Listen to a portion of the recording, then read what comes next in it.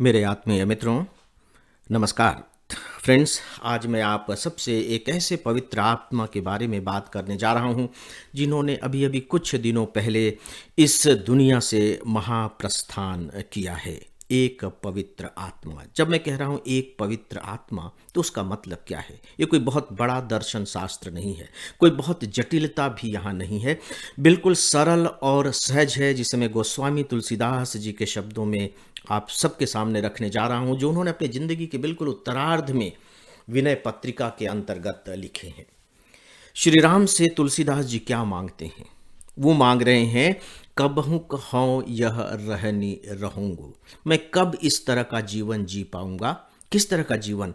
जथा लाभ, जो कुछ मिल जाएगा, संतोष सदा, उसी में मुझे संतोष होगा।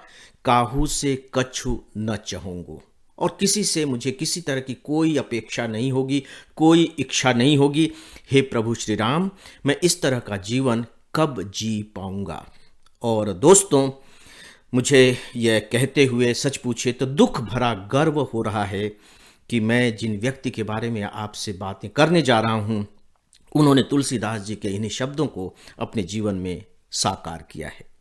उन्होंने ये बताया है कि किस तरीके से एक साधारण जीवन भी असाधारण रूप से दैदीप्यमान हो सकता है।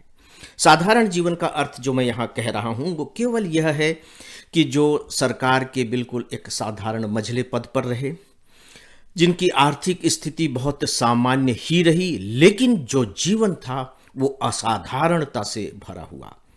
ये हम लोगों का सौभाग्य था कि हम लोग जब दिल्ली में सरोजनी नगर में रह रहे थे, उस समय ये हमारे पड़ोसी थे। मैं रूहानी आत्मा की जब बात करता हूँ तो मुझे ऐसा लगता है कि जैसे रूहानी रिश्ते किन्हीं से बन जाते हैं, और ये जो परिवार था, ये रूहानी रिश्तों वाला ही परिवार था।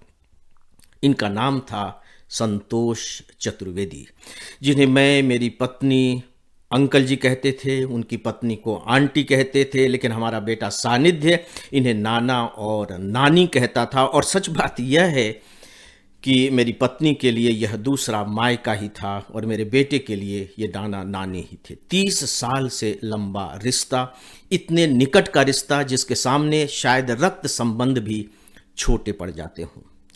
दोस्तों, बहुत गजब का परिवार। जब मैं परिवार की बात कर रहा हूं तो चाहे अंकल जी हों, चाहे आंटी जी हों, चाहे फिर उनके दोनों बेटे अनुराग और विवेक हों, और उनकी दोनों बहुएं, गजब का परिवार। और खुशी की बात यह है कि अंकल और आंटी की जो परंपराएं हैं, उन परंपराओं को उनके बेटे और बहुएं भी आगे बढ़ा रही है। परंपराएं कौन सी?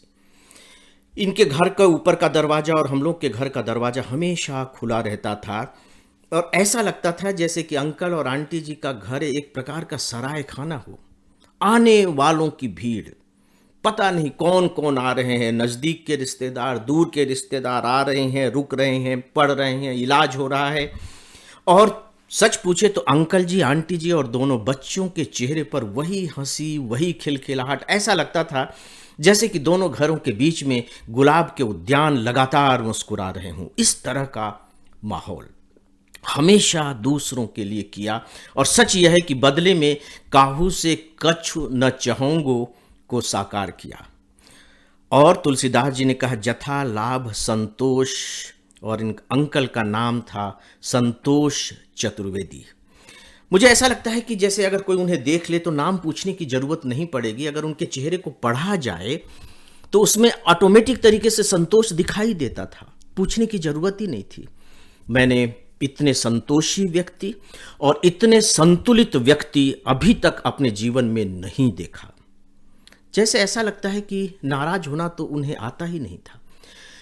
उनके शरीर में, उनके मन में, उनके मनोविज्ञान में, दिमाग में वो उपकरण ही नहीं था, वो इंस्ट्रूमेंट ही नहीं था जो बुरा मानना जानता हो। बुरा मानते ही नहीं थे। चेहरे पर हमेशा मुस्कुराहट, एक बहुत ही अलग किस्म की शांति, और लगातार दूसरों के लिए कुछ करते रहने का विचार। और केवल विचार ही नहीं बल्कि एक्शन में भी वो रहते थे। और बाकायदे रिटायरमेंट के बाद उन्होंने एक बहुत ही गजब का काम ये किया कि उनके मोहल्ले के, उनके कॉलोनी के जितने भी वृद्ध लोग थे, उन्हें वो इकट्ठा करते थे, उन्हें प्रेरित करते थे कि तुम लोग अब अपना जीवन जीना शुरू करो। उन्हें इकट्ठा करते थे और पता नहीं कहाँ कहाँ घुमाने ले जाते थे। एक दो ट्रिप नहीं, कई कई ट्रिप उन्होंने पूरे के पूरे देश के कराए और यहाँ तक कि विदेशों के कराए, और उसकी पूरी जिम्मेदारी वो खुद संभालते थे। और सोच करके देखिए कि जिस दिन उन्होंने महाप्रयाण किया, रात के लगभग 11:30-12 बजे की बात है, 9 बजे वो कुछ इसी तरह के वृद्ध जनों को लेकर के मथुरा से लौटे थे। 9 साढ़े 9 बजे वो भोजन करते हैं और 11 साढ़े 11 और 12 के बीच में वो अंतिम सांस ले लेते हैं। किसी से कुछ नहीं चाहा, कोई सेवा नहीं ली, सेवा बल्कि उन्होंने दूसरों की ही की। तो दोस्तों, अगर यह जीवन एक असाधारण जीवन नहीं है, अगर यह आत्मा एक पवित्र आत्मा नहीं है, तो आप बताइए कि पवित्र आत्मा फिर क्या होगी। इसके लिए तुलसीदास जीवन के अंतिम क्षणों में भी छटपटाते रहे और उसे अंकल जी ने बखूबी जिया। तो दोस्तों, अब वो हमारे बीच नहीं हैं और मुझे लगता है कि हम सब वे लोग जो उनके संपर्क में आए हैं, उनकी आभा मंडल में कुछ समय हम लोगों ने बिताया है, उनका ये दायित्व है कि उनके इन मूल्यों को न केवल हम जिए ही बल्कि आने वाली पीढ़ी में स्थानांतरित भी करें। फ्रेंड्स, इन्हीं शब्दों के साथ मैं आप सभी की ओर से, एकेडमी की अपनी पूरी टीम की ओर से, अपनी पत्नी प्रीति अग्रवाल, बेटे सानिध्य, बहू पूजा और अपनी ओर से उन्हें बहुत बहुत और बहुत श्रद्धांजलि अर्पित करता हूं कि ईश्वर उन्हें अपनी आत्मा में शरण दे और हम सब लोग जो उनकी कमी को बहुत गहराई से महसूस कर रहे हैं, हमें वह शक्ति दे, वह ताकत दे कि हम सब अपने आप को संभाल सकें। तो दोस्तों, एक पवित्र आत्मा की जो छोटी सी जीवन गाथा लेकिन जो बहुत विशाल रही है, वह मैंने आप सबके सामने रखने की कोशिश की है। अब आप सबसे इजाज़त चाहूँगा। नमस्कार।